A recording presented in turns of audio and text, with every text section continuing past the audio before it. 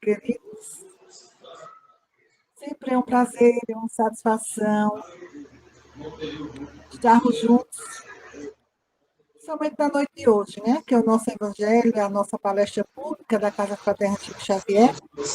E quando chega as nossas quintas-feiras, onde nós nos reunimos, cada dia com um rostinho diferente, isso encanta mais ainda, né?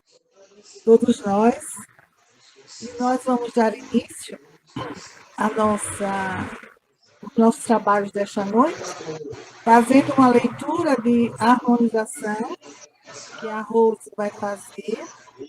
Em seguida, nós temos uma prece, o nosso querido Fernando Caldas já proferir a nossa prece. E depois nós teremos a nossa palestrante de hoje, né? Que é a nossa Ari, que faz parte também da casa, trabalha conosco, tem atividades também na federação, mas ela é uma das colaboradoras fortes do nosso grupo, da nossa Casa Fraterna Chico Xavier. Então, vamos iniciar fazendo aí a leitura de harmonização que a Rose vai fazer. Bora lá. Estás doente. E a oração da fé salvará o doente e o Senhor o levantará? Tiago, capítulo 5, versículo 15. Todas as criaturas humanas adoecem, todavia são raros aqueles que cogitam de cura real. Se te encontras enfermo, não acredites que a ação medicamentosa, através da boca ou dos poros, te possa restaurar integralmente. O comprimido ajuda, a injeção melhora. Entretanto, nunca te esqueças de que os verdadeiros males procedem do coração. A mente é forte criadora. A vida, pouco a pouco, plasma em torno de teus passos aquilo que desejas. De que vale a meditação exterior se prossegue tristes, acabrunhando ou insubmisso?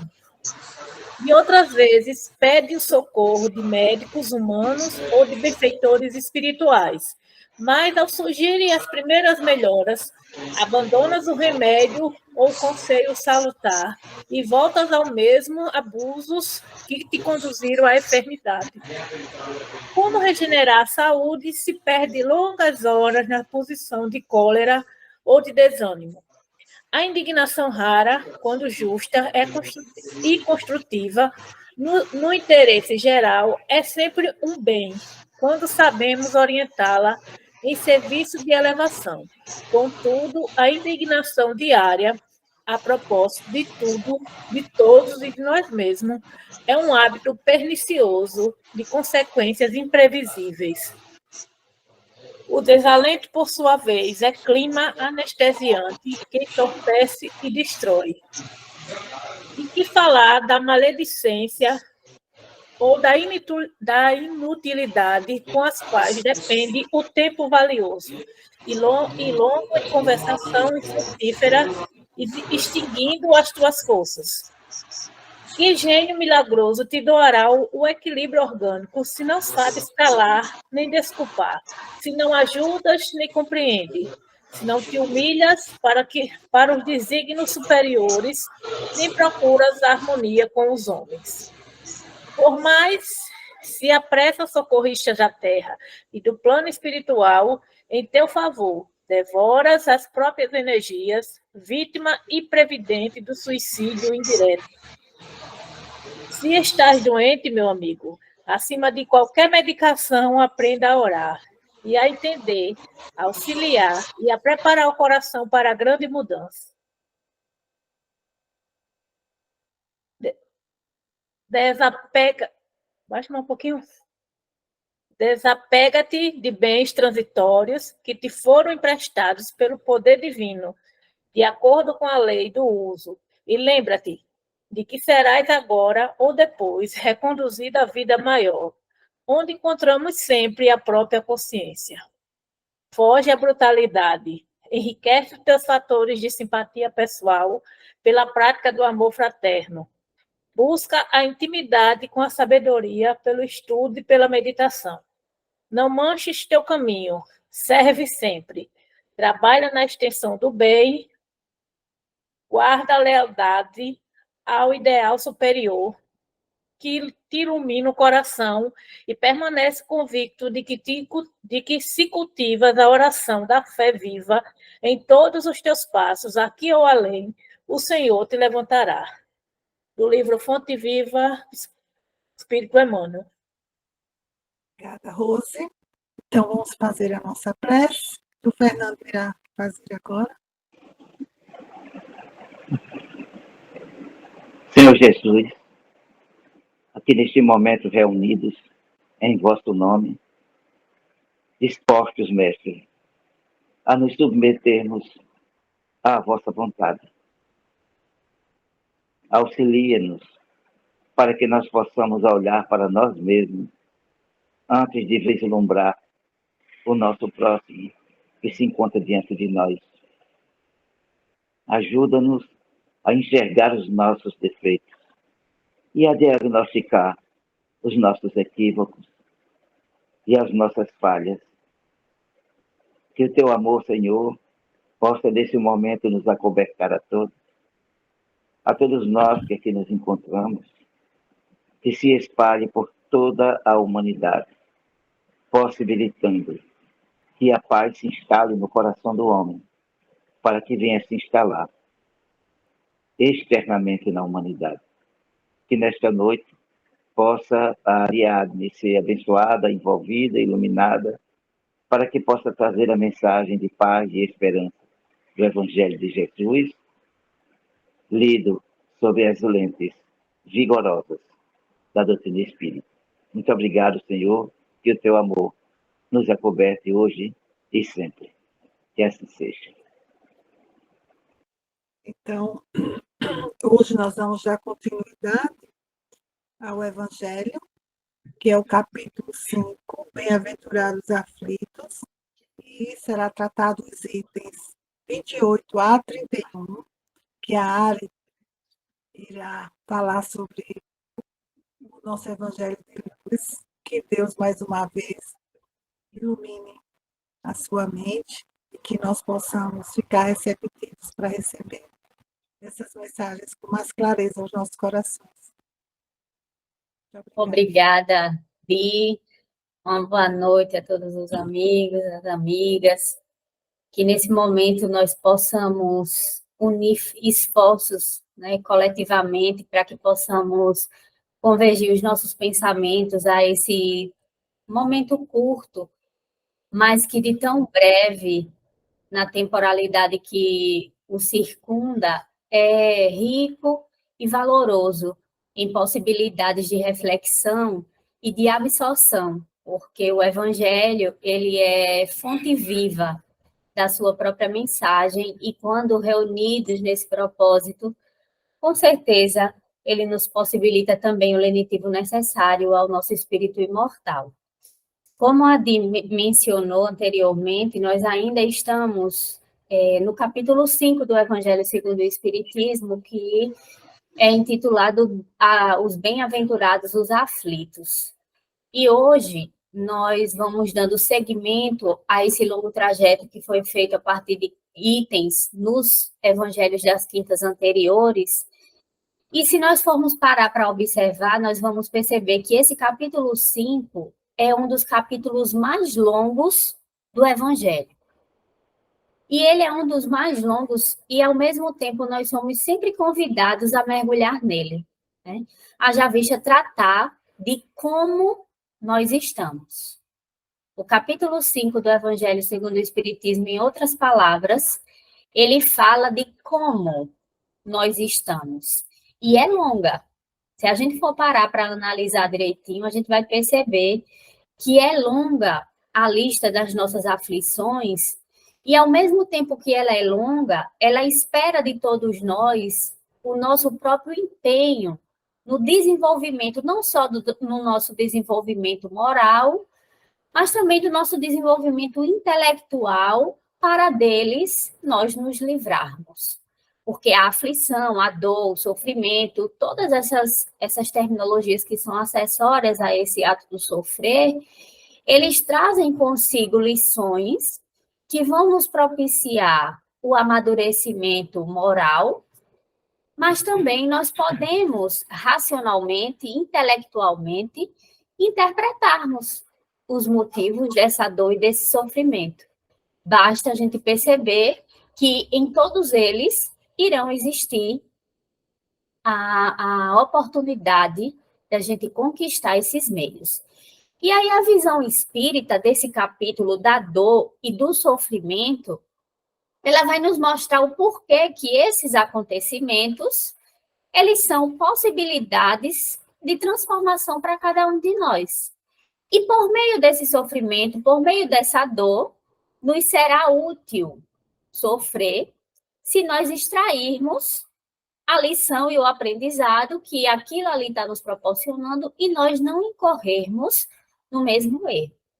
Aí, algum de nós poderia indagar, mais, Ari, como é que a gente vai entender ou aceitar ou mesmo perceber que esse sofrimento e essa dor é sinônimo de alívio, de alegria, como vai dizer Joana de Ângeles, e é nesse meio, meus irmãos, que ao longo desse processo da humanidade, quando se fala de dor, quando se fala de sofrimento, quando se fala de aflição, a gente se depara, porque, de fato, não é fácil a gente entender isso como sendo um fenômeno de transformação, porque causa dor, porque causa angústia, porque há melancolia, porque se desemboca em suicídio, em várias situações que, a olhos nus, a gente vai entender tudo isso como sendo provas difíceis, castigo,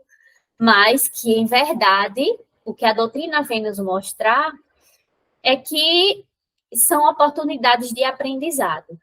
E aí nós iremos nos voltar a esses itens 28 a 31, o nosso tempo é curto, mas a brevidade dos próprios itens vai nos permitir entender, ainda que seja a síntese do que cada item desse vai nos retratar. Quando a gente vai lá no Evangelho, no item 28, a gente vai observar a mensagem de São Luís, do Espírito São Luís, em Paris, em 1860.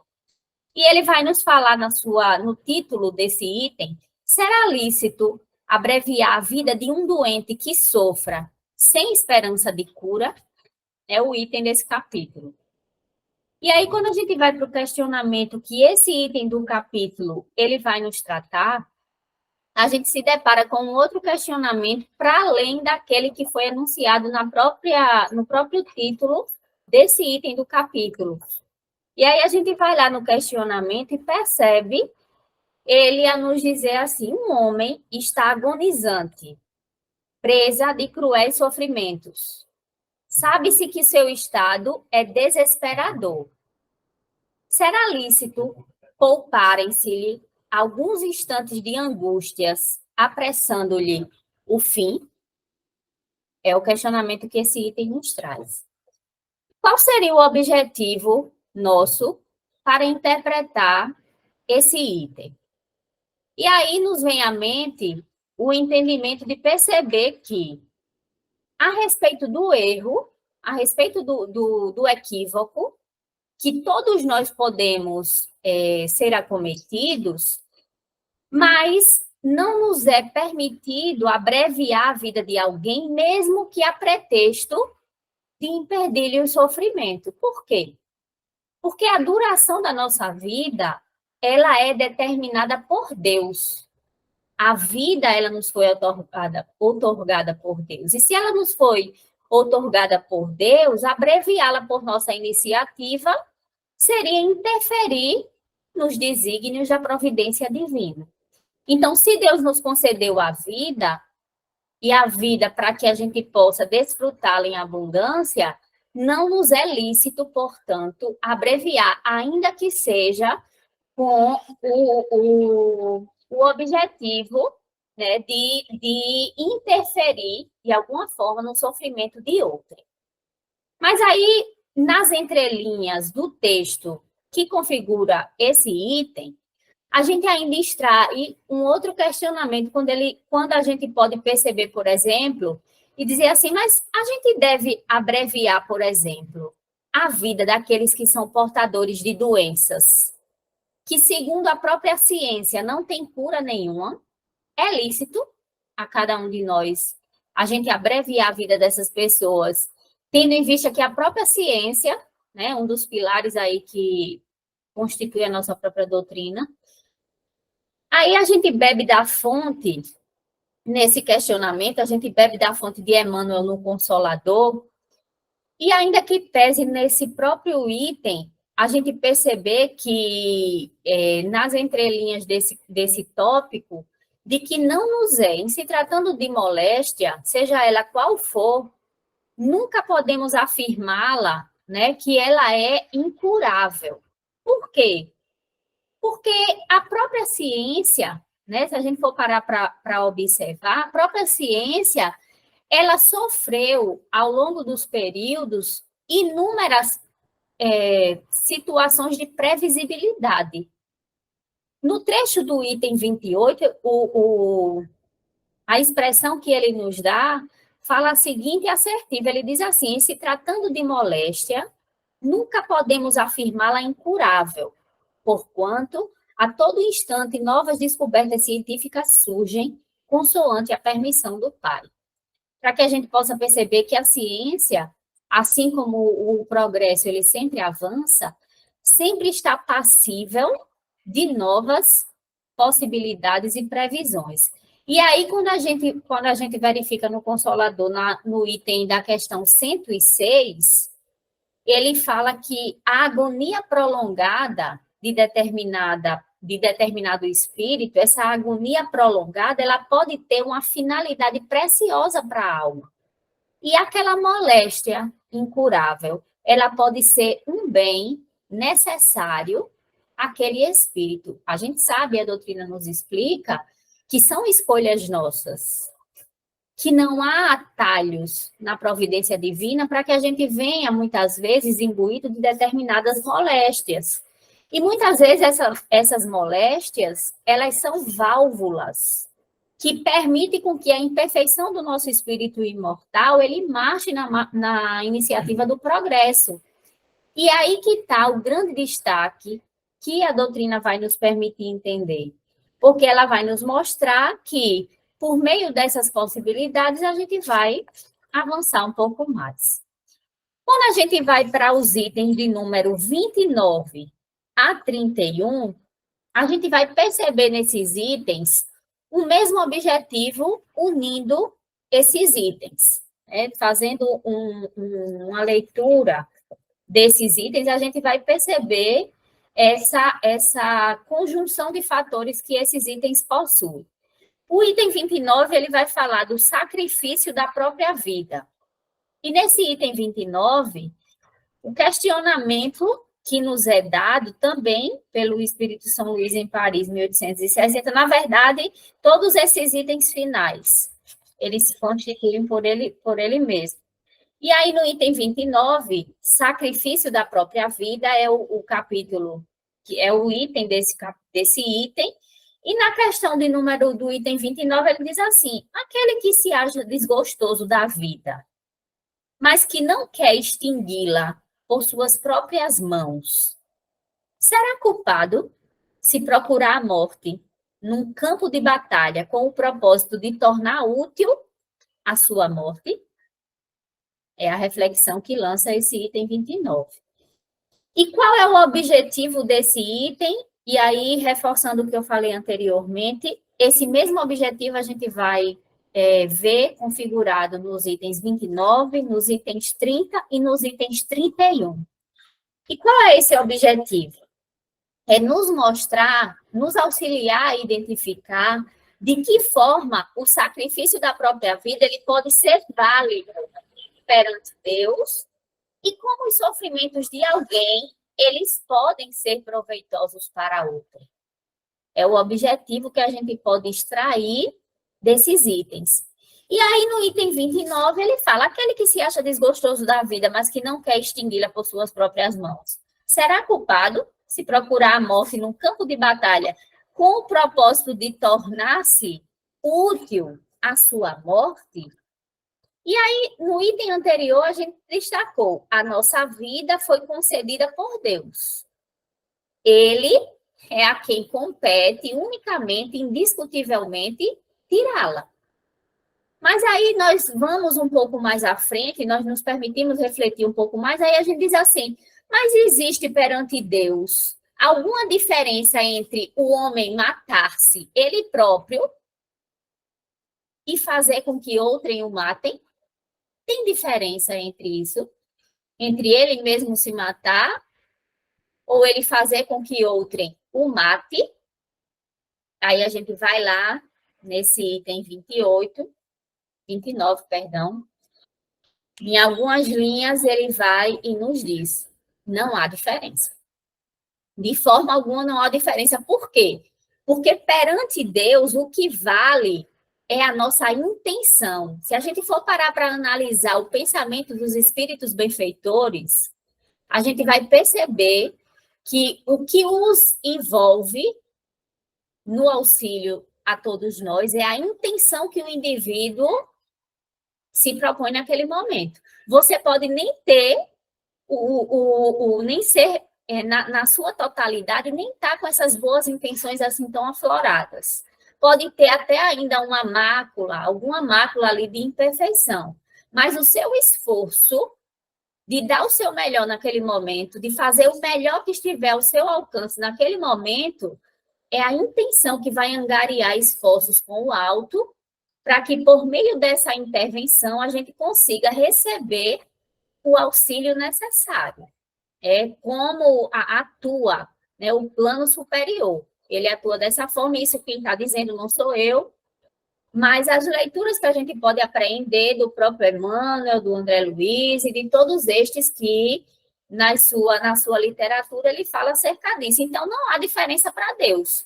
Nem daquele que tenta matar-se, ou daquele mesmo que faz com que outrem o mate. Por quê? Porque em qualquer um desses casos, o propósito da criatura é o mesmo.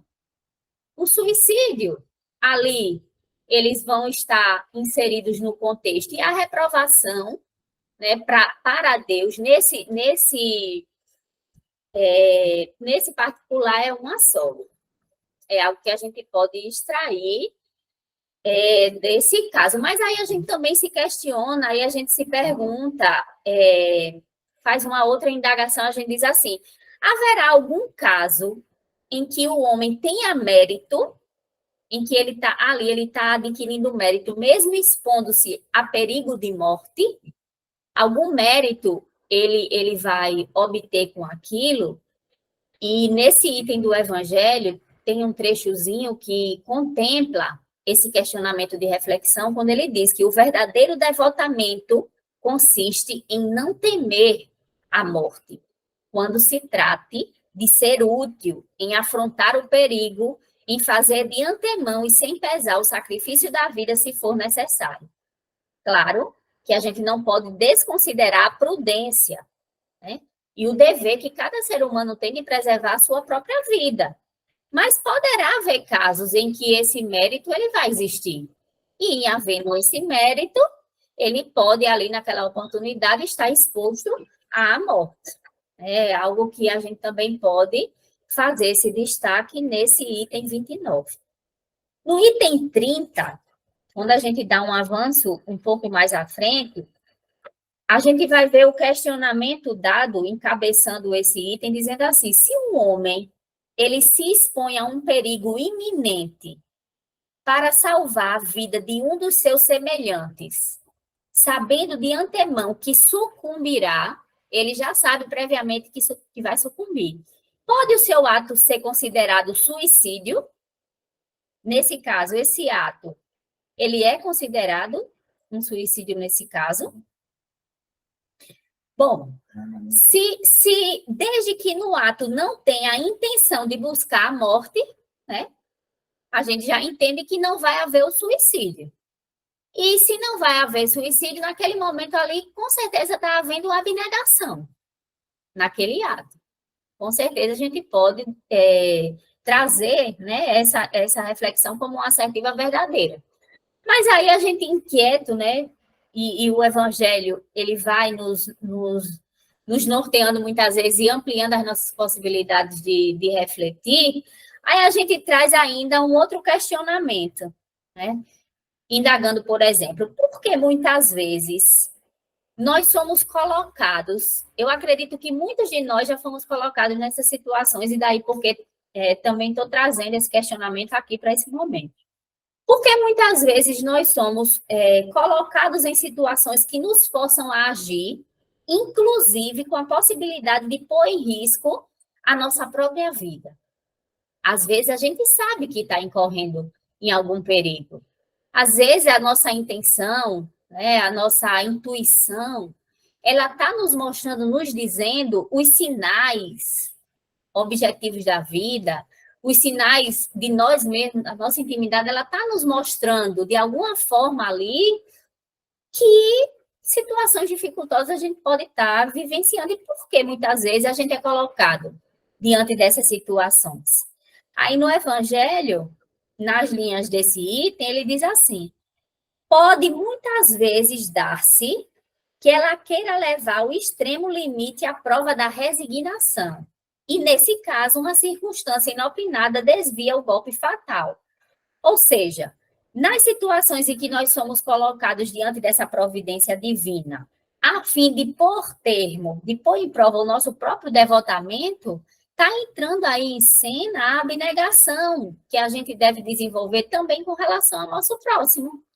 E se há essa forma de abnegação e de resignação, há, portanto, a prescrição da lei divina, da lei de amor, aí atuando, porque para a prática dessa lei, Jesus ele não mencionou nenhuma espécie de condição de prescrição. Pelo contrário, ele sempre nos estimulou, nos impulsionou, nos exemplificou para o desenvolvimento desse amor maior. Todas as vezes que nós desconhecemos esses desígnios da providência divina, e a gente sabe, porque a nossa consciência nos adverte, quando é que a gente sabe que está em desconformidade com a lei? Quando nós estamos infringindo as leis universais e divinas. Então, todas as vezes que a gente está em equívoco, a gente não está recebendo castigo nem punição, porque a misericórdia divina, ela trabalha com a reeducação. Ela educa, ela nos permite aprender, ela nos permite compreender pela dor. E em nenhum momento ela não nos cobra nada, haja vista na nossa consciência está inserida essa divina lei.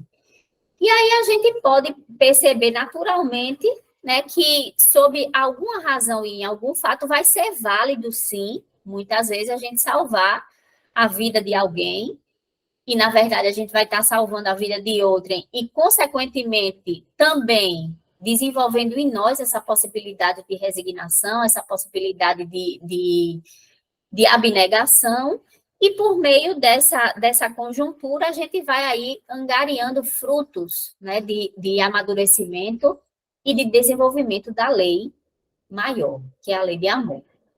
No último item, que fecha esse capítulo do Evangelho, nós temos o item 31, proveito dos sofrimentos para outrem. Percebam que nesses itens todos, né, há essa correlação de identidade, de contextualização que elas trazem em si. Por isso que nós dizíamos que o objetivo desses 3 itens, eles são realmente o mesmo, eles se facultam ali muito próximos, porque é quando ele vai permitir que a gente entenda, né, que o sacrifício da nossa própria vida, ele pode ser válido perante Deus, de alguma forma ele pode ser válido, e que os sofrimentos de alguém, eles também podem servir de lição e de aprendizado para nós mesmos. E nesse último item, o questionamento que nos vem à tona é: os que aceitam resignados os sofrimentos por submissão à vontade de Deus, veja, aqui já é um outro estágio, né, até de amadurecimento acerca dessa resignação por meio da dor. Aí ele diz: os que aceitam resignados os sofrimentos por submissão à vontade de Deus e tendo em vista a felicidade futura, não trabalham somente em seu próprio benefício, poderão tornar seus sofrimentos proveitosos para outrem. E claro que a gente vai perceber aí que esse sofrimento ele pode ser proveitoso para outrem, não só materialmente, como também moralmente. E como isso se dá? Materialmente, isso vai acontecer por meio do trabalho, pelo sacrifício, pelas privações, pelas limitações, pelo bem-estar material que ele também vai poder proporcionar às outras pessoas. Mas moralmente, que é um dos mais difíceis da gente não só aceitar, como também exercer. Qual é? E isso é o que mais me envolve no Evangelho de Jesus, sob a ótica espírita, é esse aspecto. Porque esse aqui é o que ninguém retira de nenhum de nós, que é a submissão irrestrita à vontade de Deus. É a gente entender que aquela dor, que aquele sofrimento, que aquela angústia, que aquela mágoa, que aquele ressentimento, que aquela situação, ela é fruto dessa submissão que a gente deve ter, exercer ou desenvolver à vontade de Deus. E por meio disso, a gente vai fortalecer a nossa fé. A gente vai proporcionar, desenvolver a nossa resignação para enfrentarmos os desafios da vida. A gente vai nos enxergarmos enquanto seres capacitados para enfrentarmos esses desafios, porque a gente sabe que internamente a gente consegue extrair a força necessária para nos envolver na lição e no aprendizado. Mas aí, não parando por essa reflexão que o item nos proporciona no trecho do Evangelho, a gente também pode indagar se todo sofrimento, seja ele qual for, ele vai se revertir em benefício para outrem. Tudo que a gente sofre, toda espécie de sofrimento, toda espécie de dor, ela é necessariamente um ato de reverter em benefício para outrem? Acredito que não. Por que não? Porque aqui, nesse item, ele mesmo expressa no Evangelho. Por quê? Porque o sofrimento, para que esse sofrimento ele seja proveitoso, ele tem que ser proveitoso tanto para aquele que lhe padece os efeitos, quanto também para todos os outros. Então, a resignação, a submissão à vontade de Deus, ela tem que ser apoiada nessa confiança divina. Então, tanto para quem dá, quanto para quem recebe. É por isso que ele disse, o sofrimento acompanhado de lamento e revolta perante Deus não traz benefício algum e aumenta ainda mais os nossos débitos. A nossa tendência é essa, é reclamar, é repudiar, é dizer que Deus não está vendo as nossas angústias, é dizer que ele não está percebendo o nosso esforço, ou muitas vezes é a gente fazer pensando na recompensa, né? Porque a gente ainda tem esse ato muitas vezes equivocado, né? De fazer as coisas na busca de compensações, e a gente sabe que nessa dinâmica, né? Não existe essa compensação imediata, assim, fez e instantaneamente o resultado foi obtido. Que essa forma, esse resultado, a obtenção, né, desses benefícios, eles permeiam outros ângulos, eles perpassam outros vieses que não estes da recompensa instantânea. Então, o sofrimento acompanhado de lamento, em nada está servindo de aprendizado para aquele que está vivenciando a experiência. E isso a gente precisa ter muito claro, porque à medida com a qual a gente vai se esforçando a entender, seja com a gente, seja com alguma pessoa próxima, seja com algum familiar, seja quem for, ou de qual natureza for, é preciso que a gente entenda que quanto mais a gente bate naquela tecla, mais débito a gente está angariando para nós mesmos. E isso nos concede ainda mais, né, a força necessária para que a gente possa não só ser instrumento de auxílio a nós mesmos, porque todos nós temos os nossos né? As nossas dores, as nossas angústias, os nossos calcanhares de Aquiles, né? Mas, ao mesmo tempo, a gente também pode ser auxílio em benefício de outrem.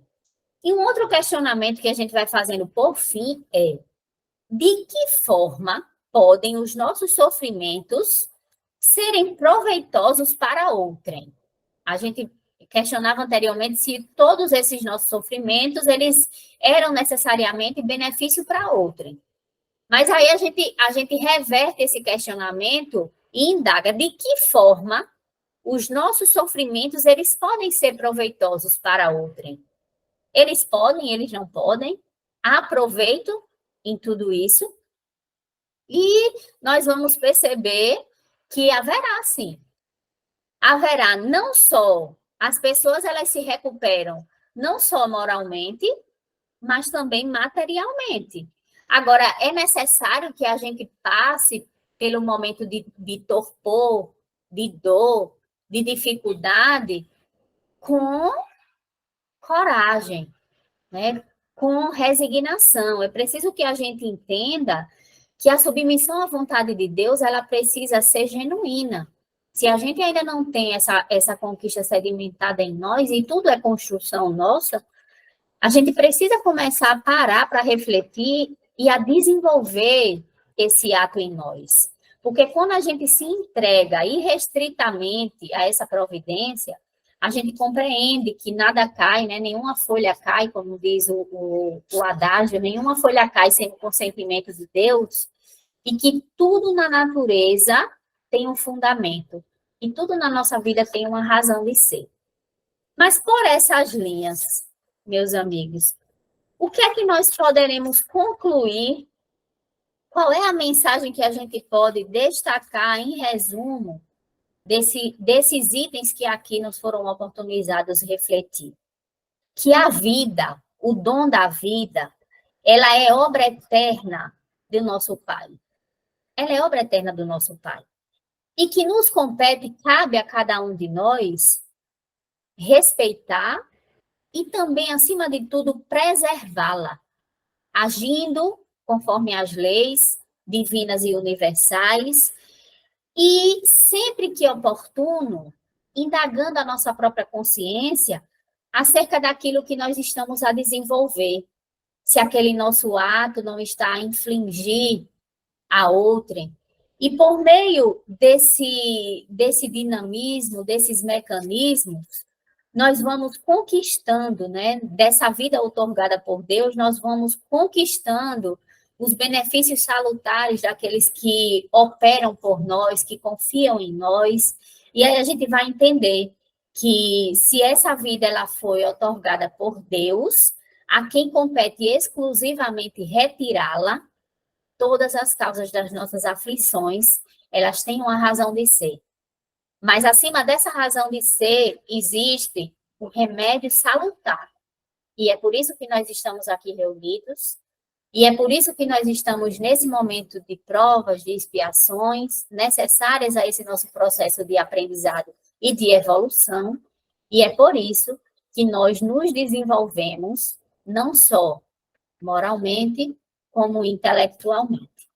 Então, que Jesus ele possa nos inspirar sempre nessas oportunidades em que o Evangelho nos é colocado como sempre como norte das nossas reflexões, e que diante das nossas aflições possamos sempre beber dessa fonte do Evangelho divinal, porque com certeza é um medicamento infalível e imbatível para todo aquele que busca. Muita paz para todos. Agradecemos a Ari, né, pela passagem, pela essa mensagem que foi tão bem comentada, que essas reflexões a gente possa internalizar, porque muitas vezes nós sabemos muito a causa, mas o desespero não deixa, né, você ter uma visão diferente. Como ela falou, o Evangelho é tudo em nossa vida. Tudo em nossa vida é o Evangelho. Então, a nossa gratidão, Ari, por hoje, né? por esse trabalho magnífico, e fica aí a reflexão, que na próxima semana nós teremos o nosso Evangelho, também na próxima quinta-feira, às 20h30, dando continuidade ao Evangelho, que será o capítulo 6, o Cristo Consolador, né, que vai ser comentado, trazer as nossas reflexões por nossa Ju, que é a Juliana Barros, que ela está aqui com o nomezinho de Edith. Um beijo para você, minha querida. Então, na próxima semana estaremos juntos novamente, é o convite que eu faço a vocês. E vamos agora fazer a nossa prece, né? Envolvendo os nossos corações. E hoje também tem um momento muito especial, que é para o nosso doutor Bezerra de Menezes, né? Que hoje é dia do aniversário dele, quando ele nasceu aqui na Terra. Aquele homem que nos trouxe um exemplo também de vida, né? Um homem de amor, de caridade, de respeito. Foi uma passagem. E até hoje ele está aí,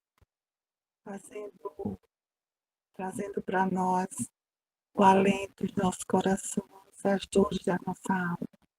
Que Jesus possa abençoá-lo cada vez mais, junto com a sua equipe, abnegados e trabalhadores, para trazer a paz, a tranquilidade e a serenidade ao nosso mundo, que está tão sofrido, dolorido.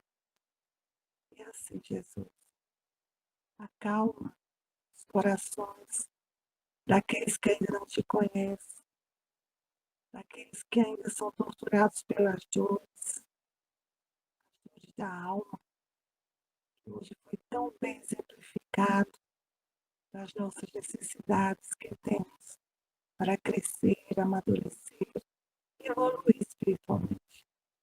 Porque a fé, a coragem, o ânimo que nós temos que ter é o olhar do Cristo, saber que Ele está ali, nos dando a mão, nos dando a força e nos dando a coragem de prosseguir com todo o projeto de vida que nós fizemos.